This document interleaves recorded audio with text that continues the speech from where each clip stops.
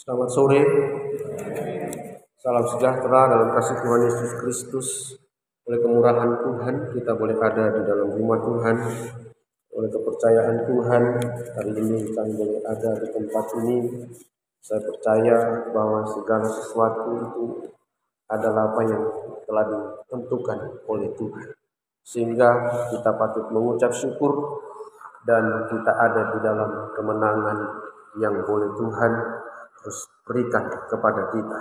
Sebab menghadapi keadaan hari-hari terakhir ini, ada begitu banyak pergumulan, ada begitu banyak tantangan, baik yang terjadi dari luar maupun yang terjadi timbul dari dalam kehidupan kita. Itulah keinginan daging dan juga kelemahan-kelemahannya. Sebab daging kita atau kemanusiaan kita mengatakan bahwa begitu banyak keinginan, sampai keinginan itu akan membawa kehidupan kita untuk jatuh ke dalam pencobaan. Tetapi juga dikatakan di ayat yang lain bahwa roh itu menurut, tetapi daging kita lemah.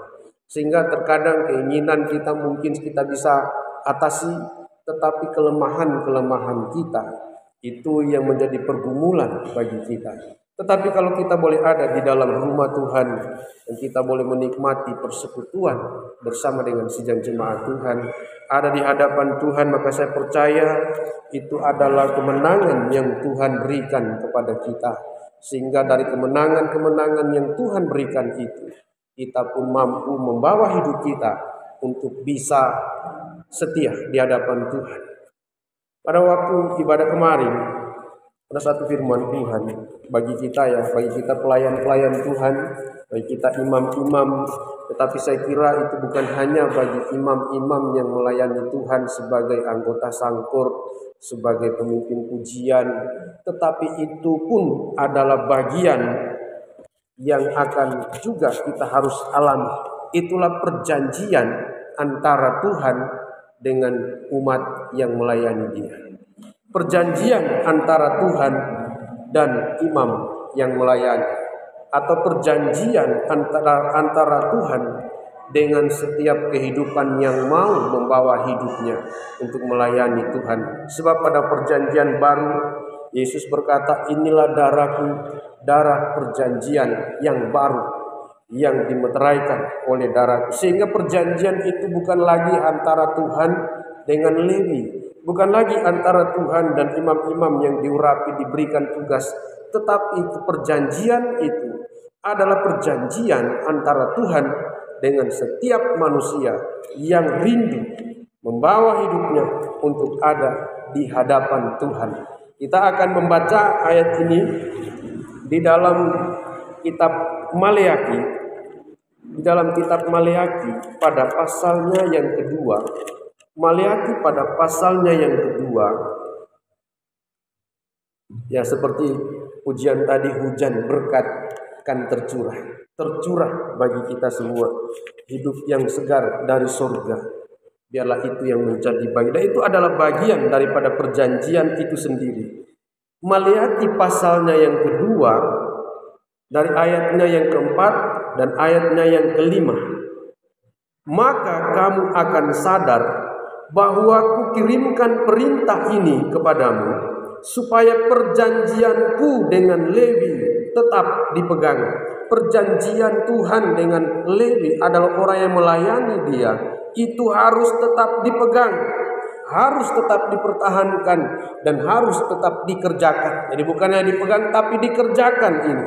Maka kamu akan sadar bahwa kukirimkan perintah ini kepadamu, supaya perjanjianku dengan Lewi tetap dipegang. Firman Tuhan semesta alam, ayat 5, perjanjianku dengan dia pada satu pihak ialah kehidupan dan sejahtera, dan itu kuberikan kepadanya. Di pihak yang satu, perjanjian yang diberikan oleh Tuhan, dan itu kuberikan kepadanya, kata firman Tuhan, itulah kehidupan dan sejahtera. Kehidupan dan sejahtera. Sehingga imam atau Lewi ini, atau orang yang melayani Tuhan, adalah orang yang terikat dengan perjanjian dengan Tuhan, dan salah satu isinya di sisi yang satu, perjanjian ini adalah kehidupan dan sejahtera. Sehingga orang yang melayani Tuhan itu sebenarnya adalah orang yang dijamin hidupnya oleh Tuhan. Dijamin hidupnya oleh Tuhan, bukan hanya hidup tetapi sejahtera. Ada kesejahteraan di sana. Sekali lagi, kesejahteraan ini bukan berarti kita mempunyai segala sesuatu lalu itu dikatakan sejahtera. Terkadang ayat pun mengatakan, walaupun makan mungkin dengan makanan yang enak, kalau hidup dengan seorang yang suka bertengkar, maka tidak ada damai. Lebih baik aku tinggal di suatu rumah. Tetapi keadaan sejahtera ini adalah ada kaitannya dengan bagaimana pekerjaan Roh Kudus itu bekerja dalam kehidupan kita. Ayat 5 sekali lagi, perjanjianku dengan dia pada satu pihak ialah kehidupan dan sejahtera, dan itu kuberikan kepadanya. Pada pihak lain ketakutan, dan ia takut kepadaku dan gentar terhadap namaku. Jadi dua perjanjian ini berisi dua perjanjian. Antara Tuhan dengan Lewi, antara Tuhan dengan orang yang melayani Tuhan, antara Tuhan dengan hidup kita yang mendapatkan kepercayaan melayani Tuhan. Ada dua perjanjian. Yang satu, dia akan memberikan kehidupan dan sejahtera. Itu dari pihak Tuhan. Dia akan memberikan kehidupan dan ditambah lagi dengan sejahtera. Jadi kehidupan yang sejahtera, kehidupan yang penuh dengan ketentraman, dengan sukacita. Tetapi di pihak yang satu, dan pihak yang satu ini adalah apa yang bisa diberikan, apa yang diharapkan oleh Tuhan supaya bisa diberikan oleh manusia, diberikan oleh Lewi ini kepada Tuhan, diberikan oleh orang yang melayani ini kepada Tuhan. Itulah ketakutan.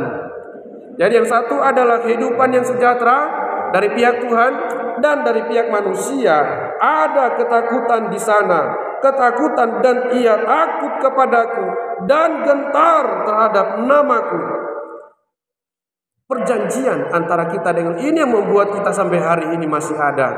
Kalau kita ada dalam perjanjian dengan Tuhan, karena dengan matinya di atas kayu salib, dia memiliki kehidupan kita, dia memiliki seluruh hidup saya dan saudara, dan di sana perjanjian itu berlaku. So perjanjian ini antara dua belah pihak, dan perjanjian ini, satu perjanjian itu kalau kita perhatikan, kalau kita lihat di dunia saja, perjanjian itu harus diikat dengan meterai.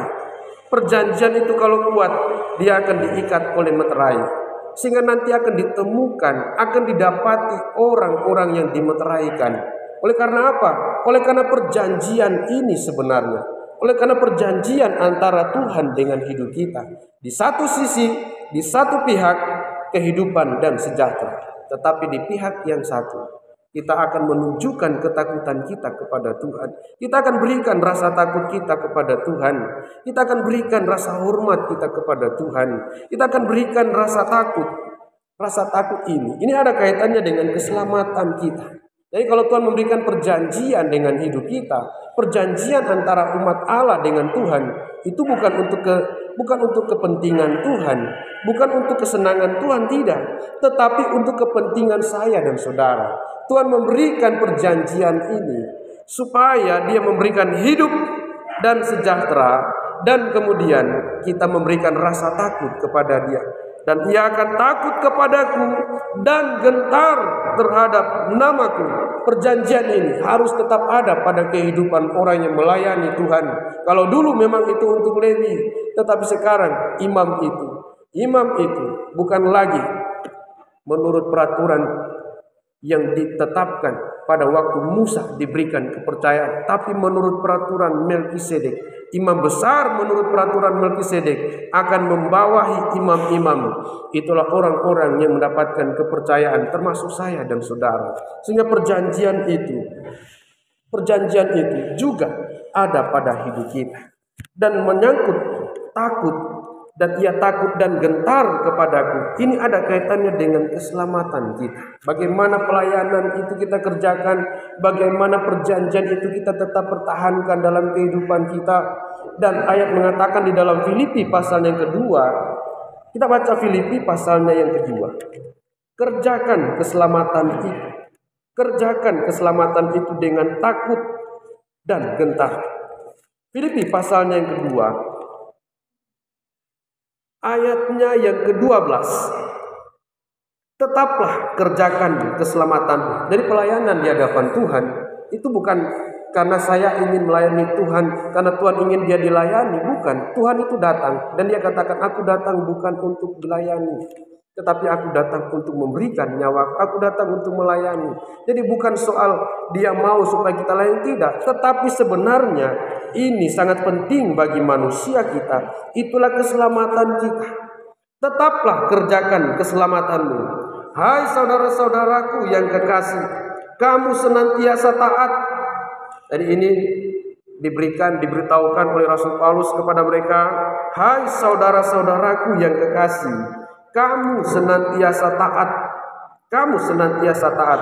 Karena itu, tetaplah kerjakan keselamatanmu dengan takut dan gentar. Bukan saja seperti waktu aku masih hadir, tetapi terlebih pula sekarang waktu aku tidak hadir.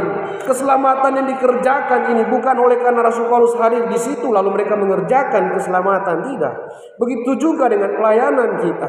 Kita kerjakan pelayanan kita bukan karena mungkin gembala ada di situ atau mungkin yang lain-lain, tetapi pelayanan yang kita kerjakan itu sebagai bagian daripada perjanjian, sebenarnya itu untuk keselamatan kita.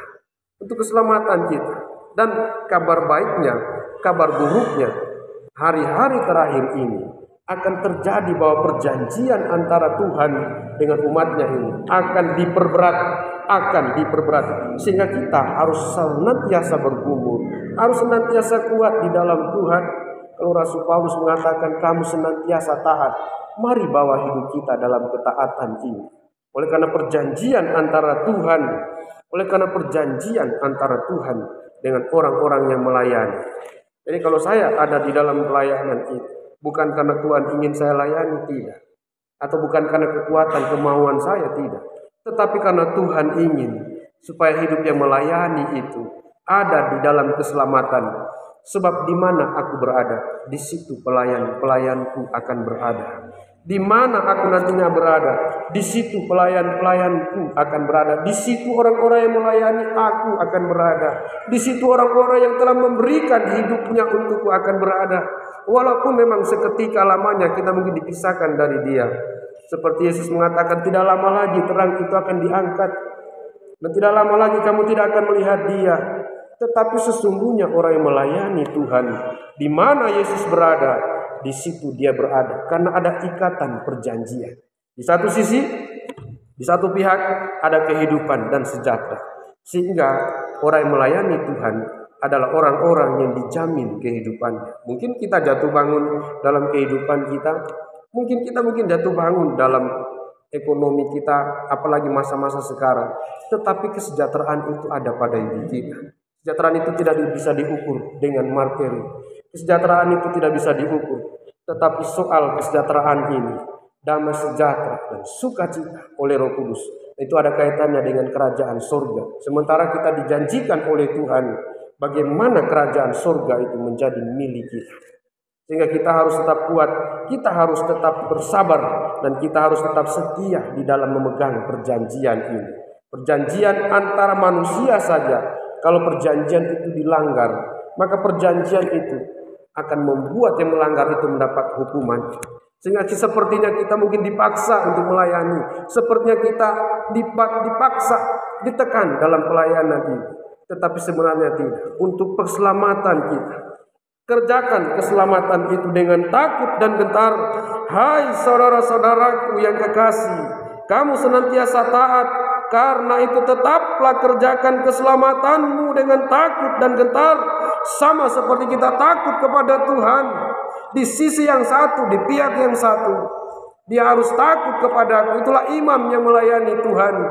Karena hidupnya dijamin oleh Tuhan, kesejahteraannya dijamin oleh Tuhan, maka dia pun juga harus memberikan rasa takut itu kepada Tuhan. Dia harus memberikan rasa takut itu kepada Tuhan. Bukan karena kita takut kepada dia. Ada orang-orang yang takut melihat dia, lalu bersembunyi dari Tuhan. Pada waktu hari Tuhan dinyatakan, maka orang-orang itu akan lari dan bersembunyi di celah-celah gunung. Lalu mereka berkata, sembunyikanlah kami terhadap dia. Tapi bukan ketakutan seperti itu. yang diharapkan oleh Tuhan, tapi menyangkut ketaatan ini.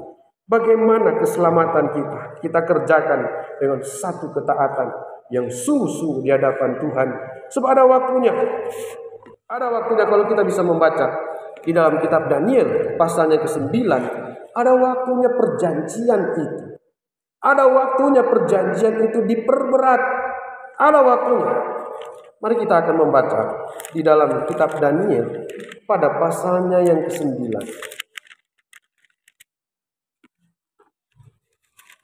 Perjanjian antara Tuhan dengan umatnya, perjanjian antara Tuhan dengan orang yang melayani Dia akan dibuat menjadi berat, sehingga orang-orang yang keluar, yang luput dari situasi itu benar-benar adalah orang yang sungguh-sungguh di hadapan Tuhan.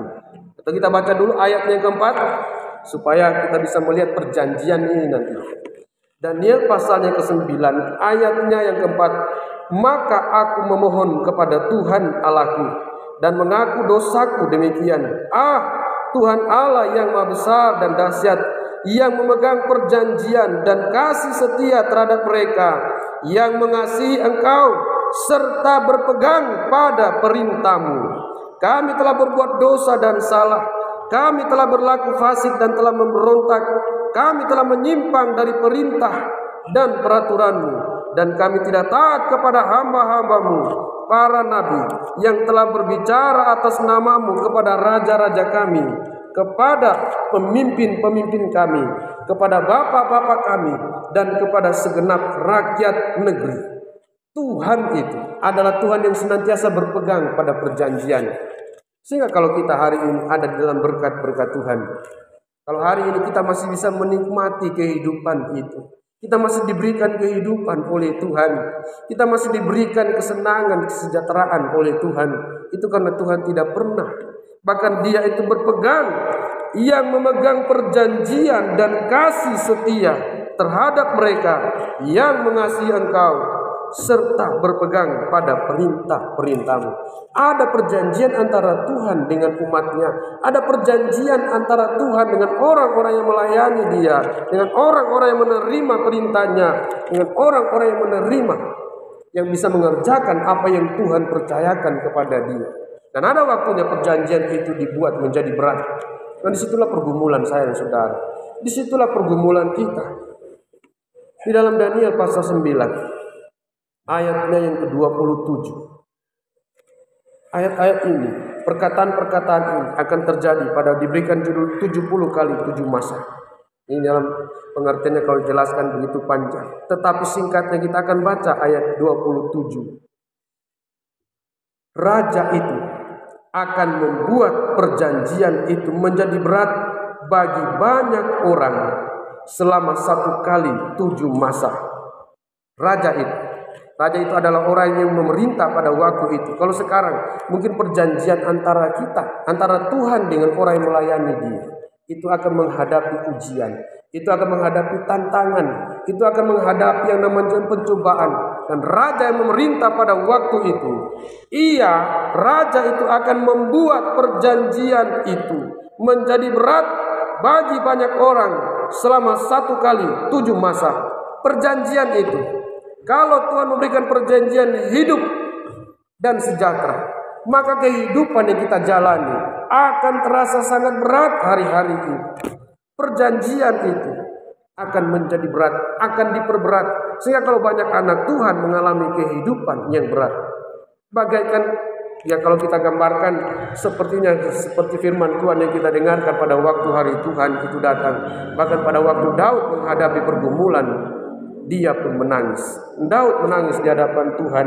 Perjanjian itu akan menjadi berat, sehingga kehidupan yang kita jalani sepertinya kehidupan yang mulai terasa berat. Jangankan untuk sejahtera, kehidupan yang kita jalani itu pun akan terasa berat. Dan juga dari pihak kita, banyak orang pada waktu perjanjian ini menjadi berat. Kita lanjutkan lagi. Ia akan menghentikan korban sembelihan dan korban santapan. Pada waktu itu akan terjadi Raja itu akan memperberat perjanjian itu, dan ia akan menghentikan korban sembelihan dan korban santapan. Korban sembelihan dan korban santapan. Di dalam Daniel pasal 11 ayat 31, korban sehari-hari itu akan dihapuskan, akan ditiadakan, dan ditegakkan kekejian menggantikan itu semua. Pada pertengahan 7 masa itu, ia akan menghentikan korban sembelihan dan korban santapan. Korban sembelihan dan korban santapan ini, mari kita akan baca dalam Daniel pasal 11 ayat yang ke-31. Tentaranya akan muncul, mereka akan menajiskan tempat kudus, benteng itu, menghapuskan korban sehari-hari, dan menegakkan kekejian yang membinasakan. Korban sehari-hari itu dihapuskan, ditiadakan, atau dihentikan. Korban sembelihan, korban santapan itu berbicara soal penebusan dosa, korban pendamaian, dan juga sampai kepada korban pengucapan syukur. Pada waktu korban-korban ini dihentikan, artinya korban sembelihan itu, korban sehari-hari yang dipersembahkan umat Tuhan di bait suci. Pada waktu korban itu dihentikan, artinya tidak ada pendamaian di sana. Pada waktu itu akan terjadi, tentaranya akan muncul, mereka akan menajiskan tempat kudus. Justru tempat di mana umat Tuhan bertemu dengan Tuhan akan dinajiskan. Dan ini menjadi berat bagi setiap orang yang melayani Tuhan. Bagaimana tidak? Keadaan orang yang pada waktu ini, ya semoga kita berdoa, kita diberikan kekuatan oleh Tuhan. Hari-hari ini terjadi demikian. Banyak orang yang melayani sibuk dalam pelayanan, tapi tidak ada di dalam korban pendamaian. Tidak mengalami korban pendamaian ini. Tidak mengalami penebusan Kristus di dalam hidupnya. Maka saya pun berdoa bergumul, Tuhan, kalau Engkau berikan kepada kami waktu, kesempatan untuk melayani Tuhan, maka biarlah korban pendamaian itu tidak terhenti dalam hidup ini. Korban sehari-hari, menghapuskan korban sehari-hari, dan menegakkan kekejian yang membinasakan. Korban sehari-hari diganti dengan kekejian. Kalau kita kembali di dalam pasal 9, korban santapan dan korban sembelihan itu dihentikan, dan di atas sayap kekejian akan datang yang membinasakan, sampai pemusnahan yang telah ditetapkan menimpa yang membinasakan itu. Ada waktu yang ditetapkan, ada waktu yang ditentukan, akan dihentikan korban sembelihan, akan dihentikan korban santapan, sehingga korban pendamaian itu tidak ada lagi. Pendamaian itu tidak ada lagi antara satu rumah dengan rumah yang satu, antara seisi rumah. Bahkan Alkitab mengatakan akan terjadi orang-orang dalam rumah itu akan bermusuhan. Ayah, ibu, anak akan bermusuhan, saling menyerahkan. Kalau keadaan itu terjadi, maka betapa sungguh-sungguhnya kita melayani Tuhan. Keadaan itu akan diperberat oleh raja itu. Dan ini seizin Tuhan, ini akan terjadi. Tetapi orang yang sungguh-sungguh melayani Tuhan hanya bisa hidup. Sehingga pujian tadi mengatakan, di atas korban kualaskan tahbisan. Kalau bukan korban Kristus, kita tidak akan mampu menghadapi itu.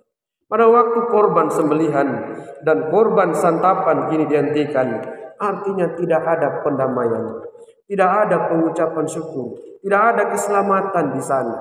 Sehingga diizinkan sungguh-sungguh umat Tuhan masuk dalam pengujian, diperberat keadaan itu. Perjanjian dengan Tuhan akan ada hidup dan sejahtera, tetapi kehidupan itu akan terasa begitu berat.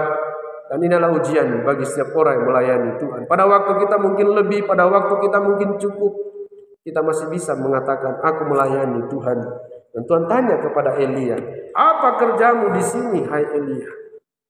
Lalu berkata, aku bekerja segiat-giatnya. Kita dengarkan hari Minggu.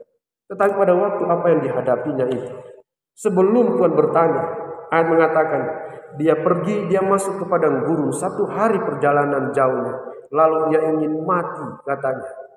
Sudah cukup Tuhan, ambillah hidupku, ambillah nyawaku. Betapa beratnya keadaan yang dialami pada waktu itu. Hari-hari ini pun akan terjadi bahwa perjanjian itu akan menjadi berat bagi banyak orang. akan menjadi berat bagi banyak orang.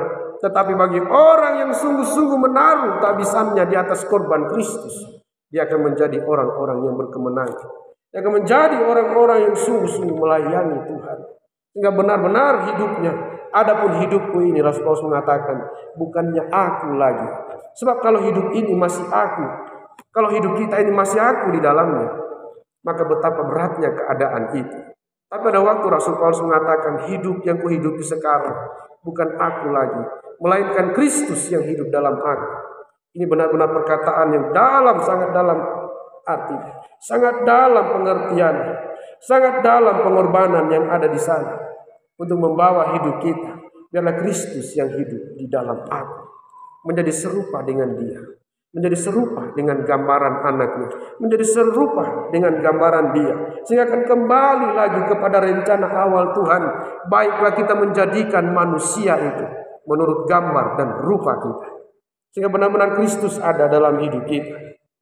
Pada waktu pertengahan 7 masa itu, kita kembali dalam Daniel pasal 9, akan dihentikan korban sembelihan dan korban santapan, sehingga tidak ada lagi pendamaian di sana. Tidak ada lagi rasa damai antara orang tua dengan anak, antara suami istri. Semoga kita dikuatkan oleh itu. Kita berdoa, sebab ada 2 orang yang di ladang, satu diangkat, satu ditinggalkan. Ada 2 orang di tempat tidur. Kita berdoa supaya itu tidak terjadi pada hidup kita. Kalau toh itu diizinkan melanda kehidupan kita, maka biar kita berdoa, Tuhan, Engkau yang menolong hidup ini. Karena kita pasti akan mengasihi istri kita, kita pasti mengasihi suami, kita pasti mengasihi anak-anak, kita pasti mengasihi orang tua. Tetapi kalau hal ini terjadi, bukan berarti kita berdoa, Tuhan, tidak usah hal ini terjadi.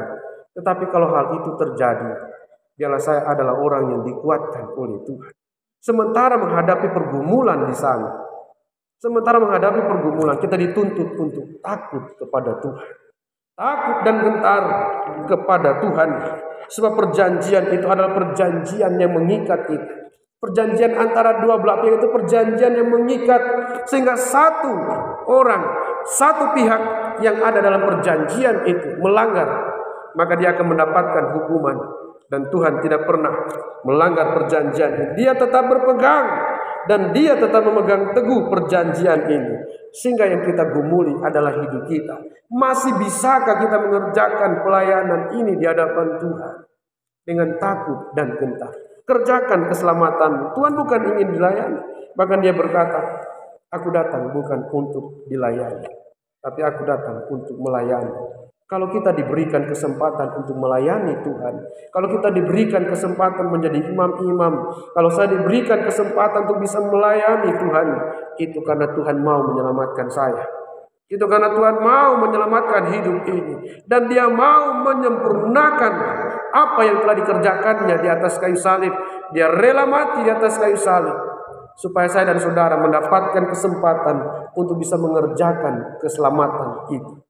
Sehingga kita benar-benar menjadi orang yang adalah hasil daripada pekerjaan Tuhan itu sendiri. Dan di atas sayap kekejian akan datang yang membinasakan, sampai pemusnahan yang telah ditetapkan menimpa yang membinasakan itu. Ada waktu, ada masa yang ditetapkan, sehingga tidak selamanya nanti akan hal ini terjadi, tetapi seketika lamanya Tuhan mengizinkan semua ini terjadi, bukan untuk menghancurkan kita, tapi sekali lagi ini untuk menimbulkan siapa saya dan siapa kita di hadapan Tuhan sesungguhnya. Kalau kita adalah orang yang melayani Tuhan, pengurapan itu ada di atas kepala kita. Dan mengatakan jangan dia keluar dari hadapanku, sebab dia akan menajiskan perjanjian, dia akan melanggar kekudusan itu, dia akan melanggar kekudusan imamat itu. Sehingga kita akan harus tetap setia kepada Tuhan. Lalu dengan bagaimana caranya kita bisa kuat? Hanya dengan darah perjanjian, darah yang telah ditumpahkan oleh Yesus.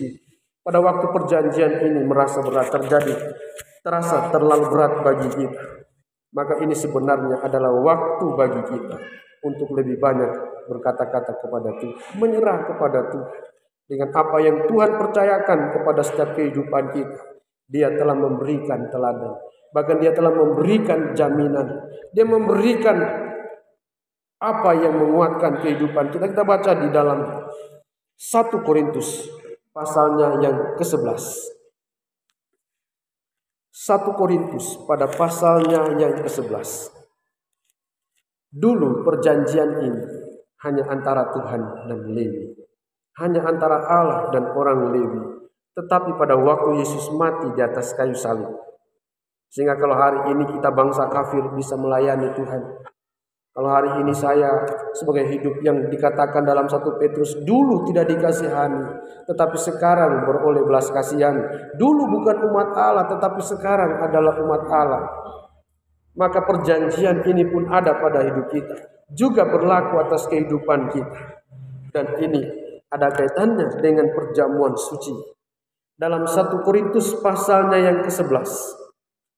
1 Korintus pasal 11 ayat 25. Demikian juga ia mengambil cawan sesudah makan, lalu berkata, cawan ini adalah perjanjian baru yang dimeteraikan oleh darahku.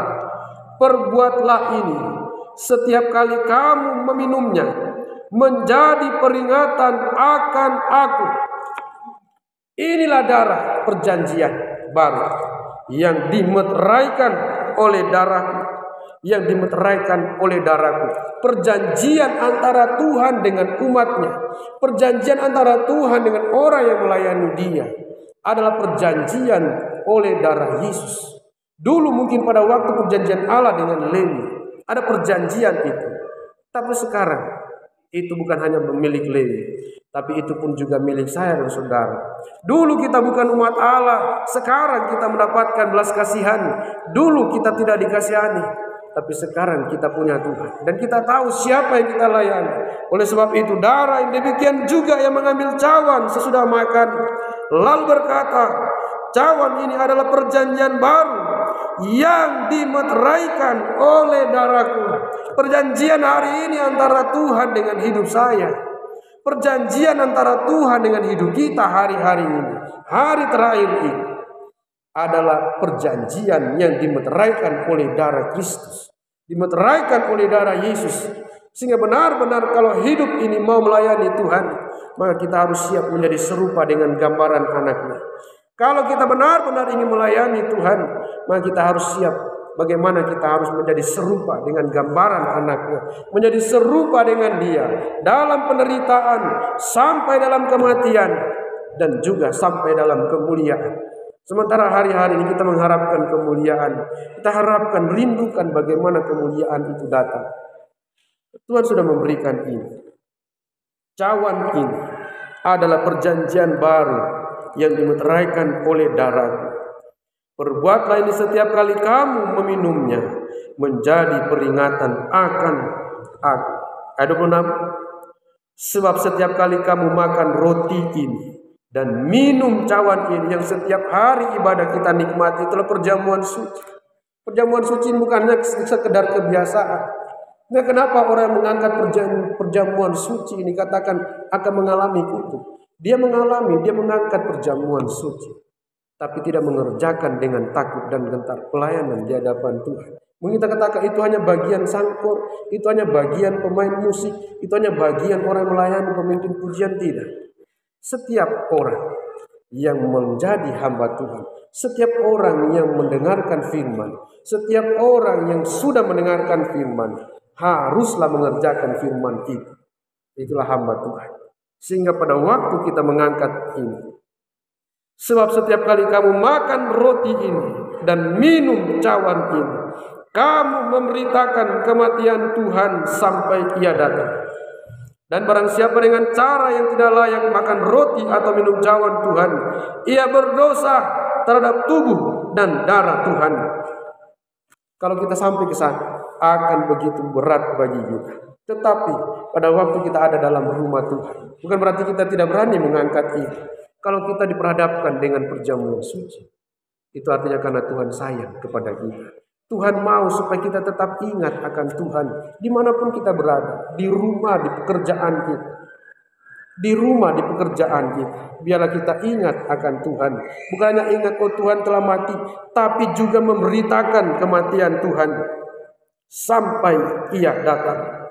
Sebab setiap kali kamu makan roti ini dan minum cawan ini, dan sebentar mungkin kita akan mengangkat ini, kita bukan hanya menikmati, tapi setiap kali kamu makan roti ini dan minum cawan ini, kamu memberitakan kematian Tuhan sampai Ia datang. Rasul Paulus mengatakan, aku memberitakan kematian Kristus itu, dan kematian Kristus itu ada pada tubuhku. Kematian Kristus itu ada pada tubuh, sehingga dia mengatakan, biarlah aku menyempurnakan apa yang kurang itu. Penderitaan Kristus tidak berkurang, tidak kurang. Tapi kalau kita dipercayakan oleh Tuhan, kita mengalami semua itu, kita pun harus memberitakan kematian Tuhan sampai Ia datang. Artinya karena Tuhan mengasihi kita supaya apa? Supaya saya hidup bangsa kafir, supaya saya yang dulu bukan umat Allah juga mengalami Kristus dalam hidup saya, juga mengalami Kristus dalam hidup ini, dalam nikah saya, dalam kehidupan saya dan pelayanan, dan pekerjaan saya. Karena kita mengalami Kristus itu dalam hidup kita. Dan ini yang akan menjadikan kita kuat. Sehingga di atas korbanmu, di atas tubuh dan darahmu, di atas pengorbananmu akan kualaskan tabisanku. Tabisan ini bukan hanya milik orang yang melayani Tuhan, bahkan sampai umat Tuhan itu ditabiskan. Sebab kenapa ditabiskan? Karena mereka akan menghadap Tuhan.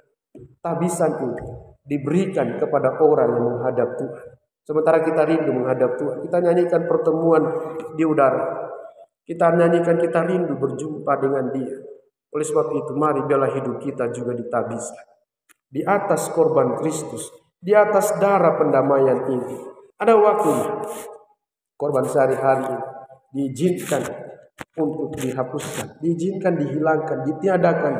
Tetapi orang yang berdiri di atas korban Kristus, bukan hanya berdiri lagi di atas korban Kristus itu, tapi seperti Rasul Paulus mengatakan, hidup yang kuhidupi sekarang bukan aku lagi, melainkan Kristus yang hidup di dalam aku. Kristus yang hidup di dalam aku. Mari pemain musik mempersiapkan. Kristus yang hidup di dalam aku adalah kehidupan. Kehidupan yang sungguh-sungguh menjadi bagian Tuhan. Sehingga setiap orang yang mengatakan bahwa hidupnya adalah Kristus ini, dia adalah orang yang sesungguhnya dikuatkan oleh Tuhan, perjanjian antara Tuhan dengan umatnya. Kita mengharapkan kehidupan dan sejahtera. Tetapi kita juga harus mengerjakan rasa takut kita kepada Tuhan. Bukan saja pada waktu aku hadir, kata Rasul Paulus, tapi juga pada waktu aku tidak hadir.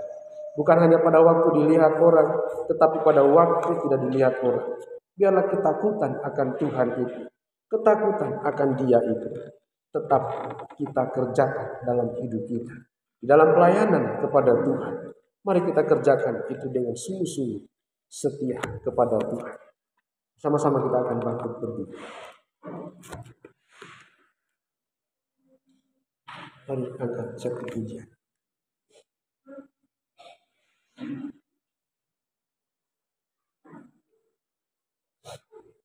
Haleluya.